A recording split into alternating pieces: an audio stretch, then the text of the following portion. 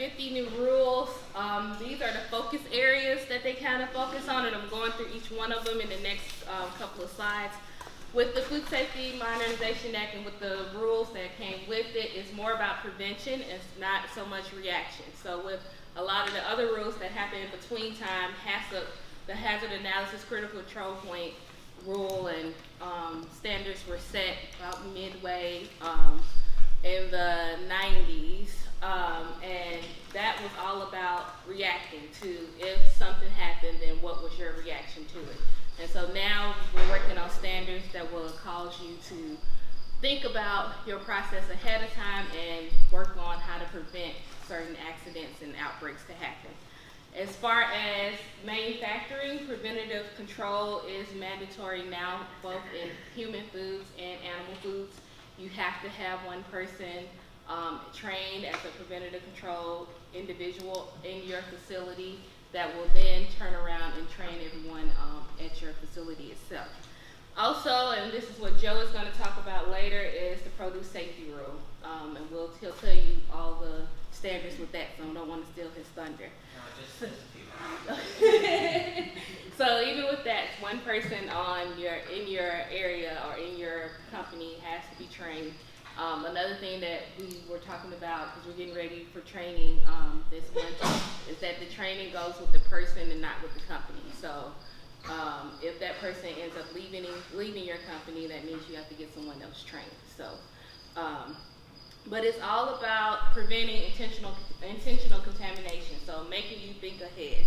As I'm an instructor for classes on campus as well, and so for me, and I watched a lot of my students last spring, I said you have to think ahead. All the things that we taught you up to now, a lot of them were seniors. You have to take the time to think about what effect could happen in the future. And a lot of them left last spring preventative control training. So wherever they ended up going, it was an asset to that company.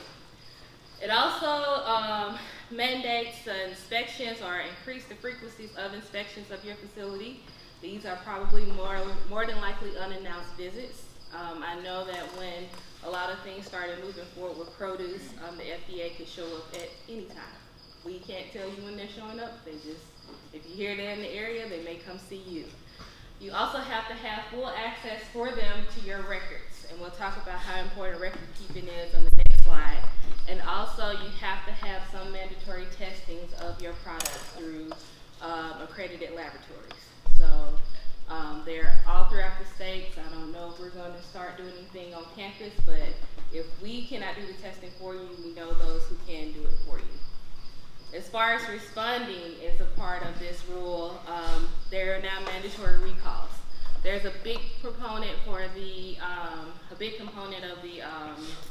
preventative controls that's focusing on allergens. So I think a lot of people, it was voluntary before, but now, and I've noticed that too when I actually took the preventative controls training, that every day there was a new, hey, they have to recall this because it has this particular allergen in it.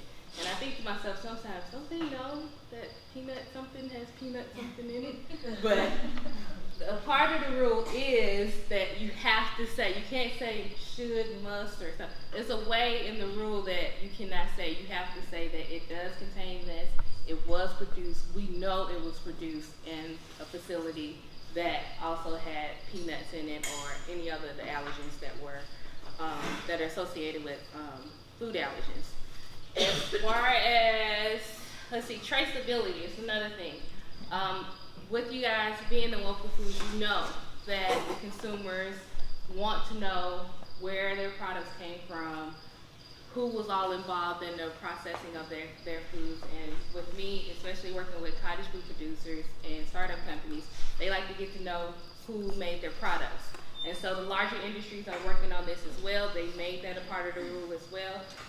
Keeping track of where the food came from and how you can track it back all the way to the table. And so that's also helpful as far as recalls go. And then also keeping additional record keeping for high-risk products. So their record keeping, we're probably exhausted to death in the trainings that we do. Even when we take certain trainings, there's whole sections that talk about record keeping. They give you the examples back of sheets to use. So you have to keep that. We have to make sure that you, when you work with these companies, let them know that they have to keep the great and neat and records over time. Imports of foods, and we'll talk about the numbers of imports in the United States. We now have to hold them accountable as well. There's a high number of imports that come into the United States, so we have to hold them accountable as well. So they will have to have the proper testing, they have to have the proper certifications, everything before they enter their foods, just to enter their foods here into the U.S. the same way that it is done for domestic foods in the United States. And they can't be denied entry into the United States. And at the same time, they wanted this rule also to enhance partnership. So not so many people working into their own area. So now the inspectors are now talking to us. So right now there's a grant for us with the Produce Safety Alliance.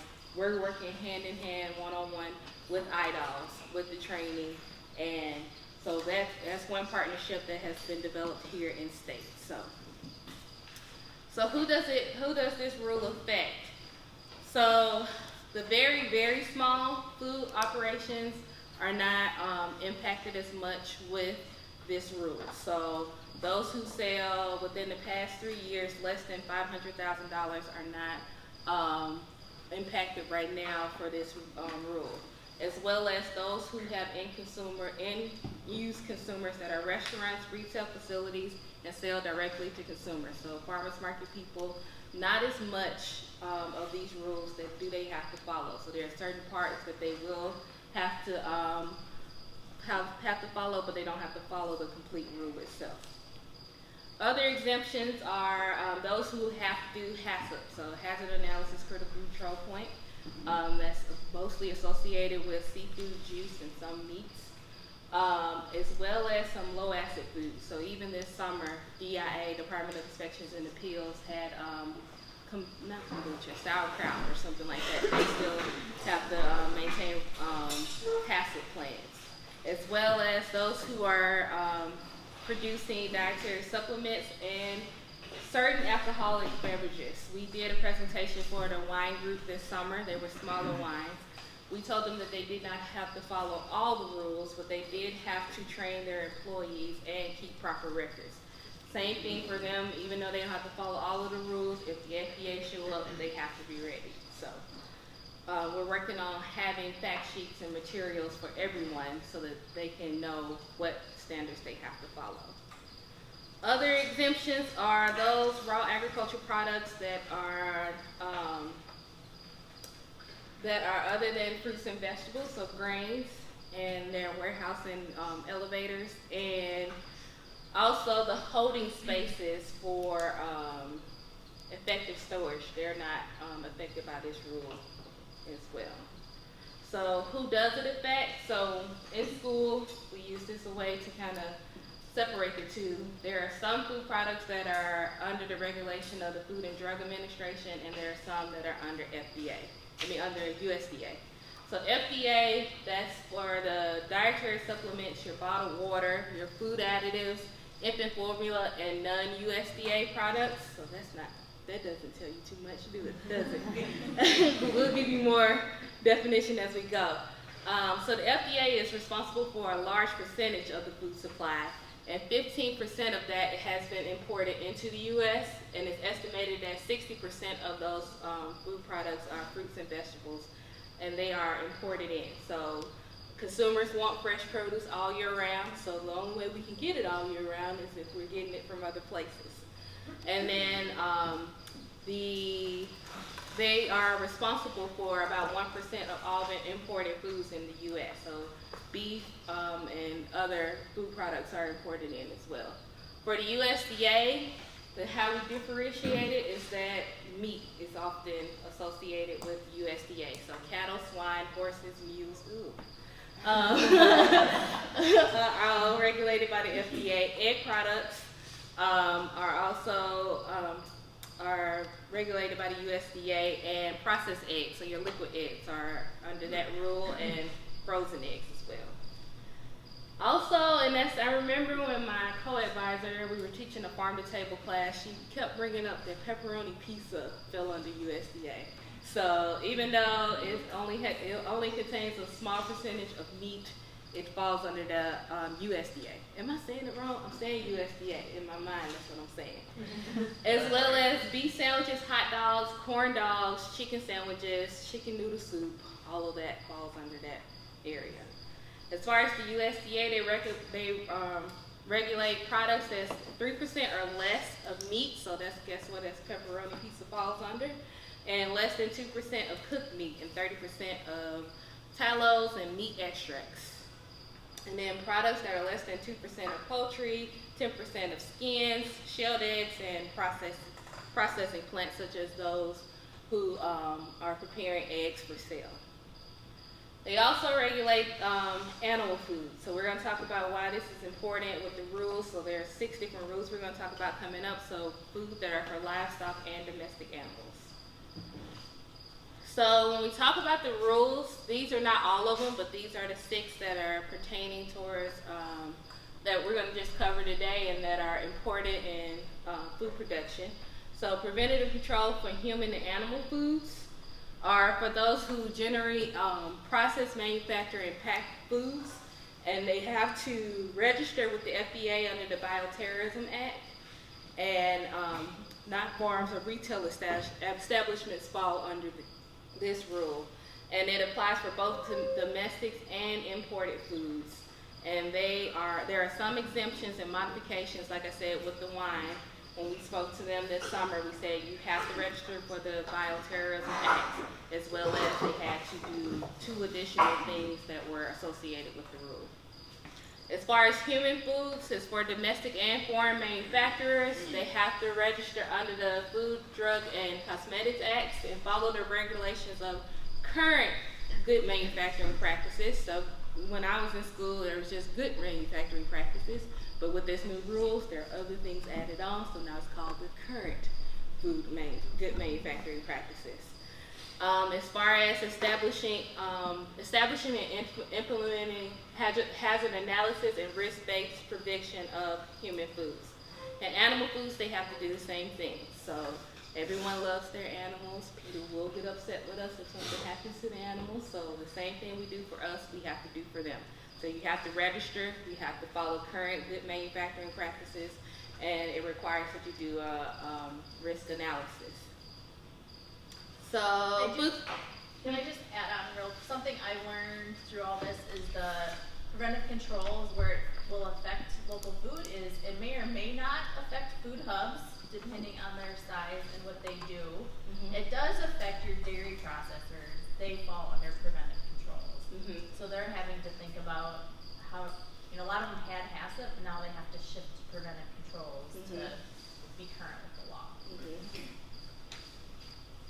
So food safety verification programs, this is strengthening the oversight of imported foods.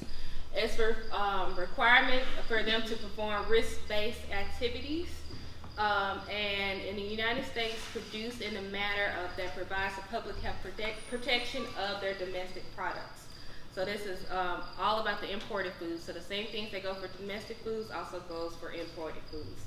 Food defense, focus on the mitigations and strengths and protection of foods against intentional adulteration. So like I said, even with allergens. So if you don't readily and work on identifying those allergens, that could be an intentional adulteration of the food item because you have not recognized it. So it can fall under that area. And this is required for both domestic and foreign facilities, and it is to prevent a large harm to the consumers as a whole. Sanitary transportation. So a lot of people don't think about this. So yes, you have to make sure that the product is grown safely on the farm, have to make sure that it's processed safely, but then you also have to make sure that it's safe during transportation. So that's why there's so many refrigerated trucks. That's why certain trucks look a certain way or sealed off a certain way. So they even have rules that are required to that, and that's required that the food is safe through transportation. I think even one of my colleagues is working on campus on some sanitation and transportation research as it's related to packaging as well. So is becoming a big topic in our area. So this is both for human and animal foods, and like I said, it's covering mostly sanitation. And so Joe is going to talk about produce safety. So I just highlighted it as one of the 6, but he's going to talk about it. Both Dr. Angela Shaw and Dr. Jim Dixon are over the preventative control and FSMA training. Dr. Shaw does preventative control for human foods. We won't be having that training here this fall, but we will be having trainings next spring. And I don't know about animals. I know that they had one this summer sometime. So the persons that you should get in contact are those about FSMA and about the training. I think one reason why Dr. Dixon is not here is that he's out performing an audit that's probably associated with this. So, Joe, it's your turn. Tag your it. Then I'll be back. I have a wrap up.